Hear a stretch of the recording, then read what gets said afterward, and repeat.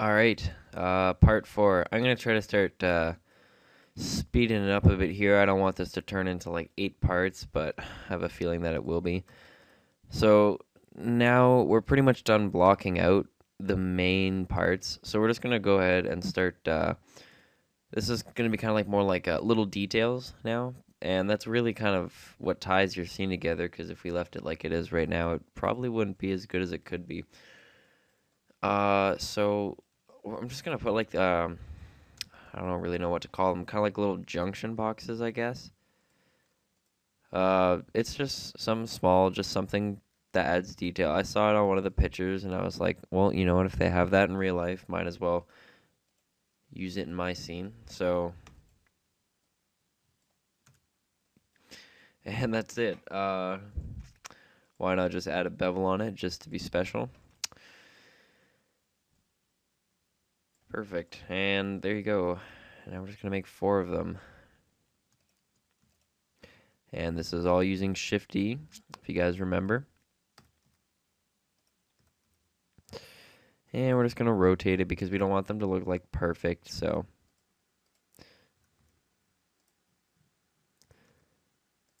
okay. Awesome. Now this is going to be a quick way. Actually, you know what? I'll probably do that later. Let's do the lighting. So, go ahead and add an area light. And now I believe that for this light, hold on, let me just check I wrote down somewhere where all the stats would be. Okay, so just size that down. What we're also going to do is turn the distance way down. We don't want the distance to be too far. And we're going to put the energy to 1.710.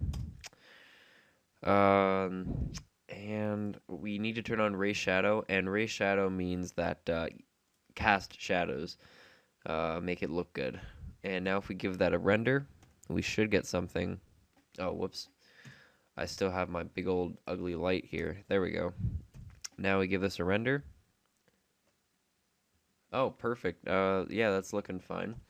Nothing too special, but once again, I hope you guys remember that if you haven't seen my first tutorial, I've said in that tutorial, I build my stuff. This is basically to work in game engines. I work for I make games, and I build it all so the faces stay to a reasonable amount, so everything works in a game engine.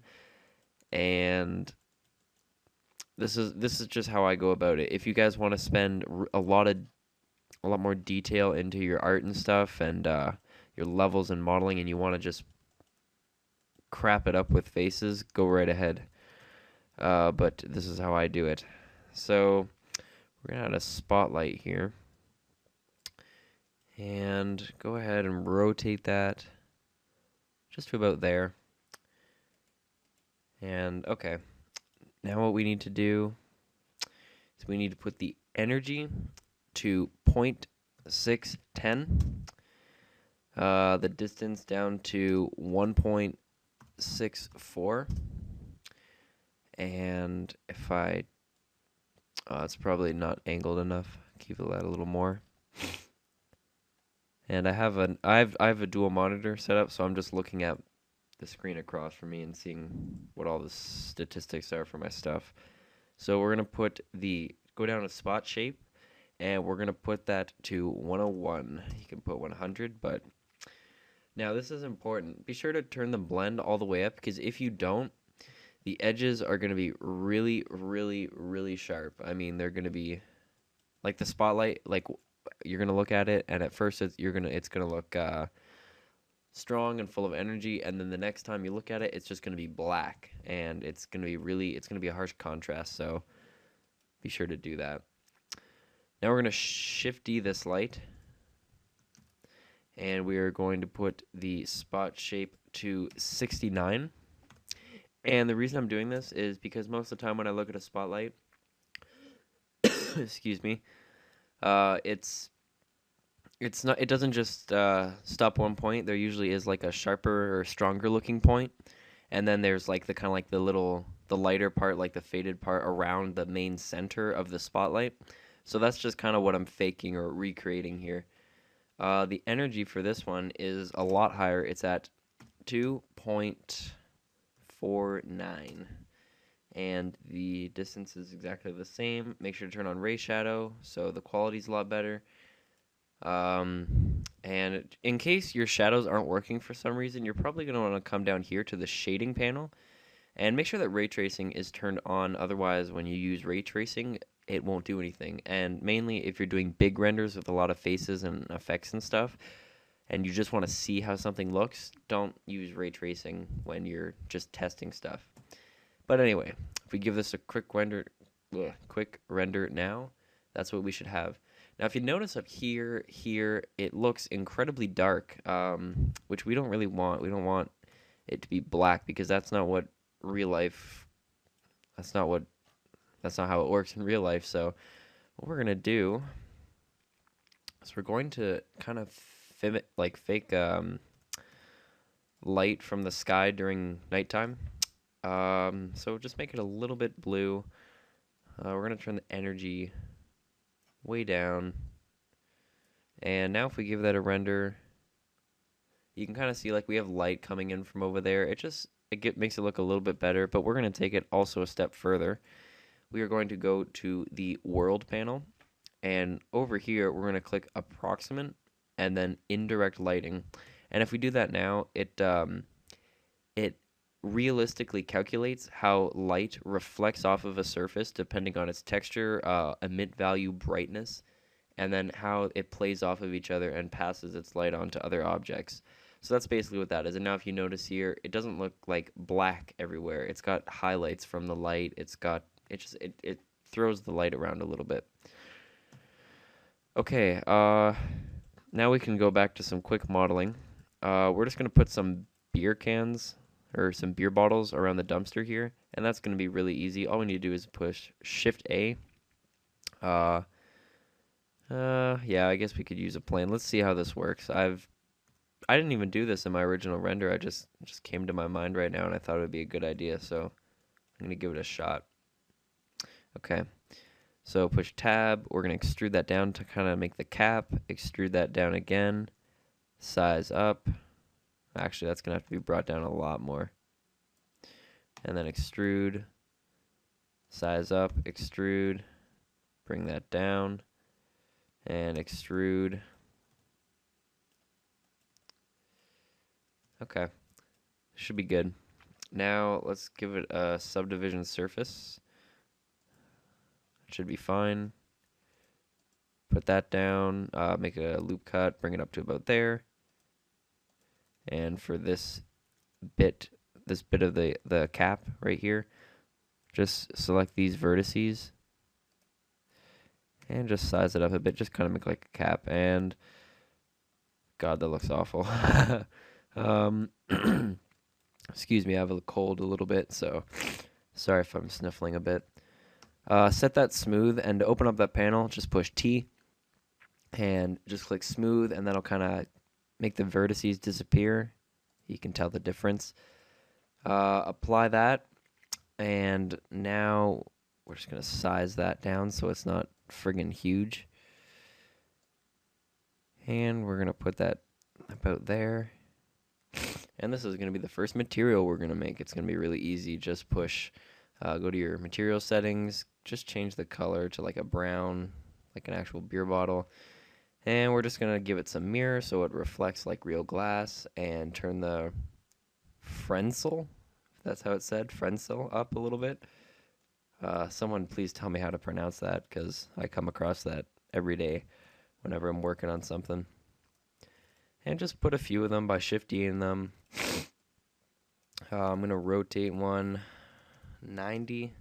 Oops, 90. There we go. Let's bring it down. And we're just going to shift E some more.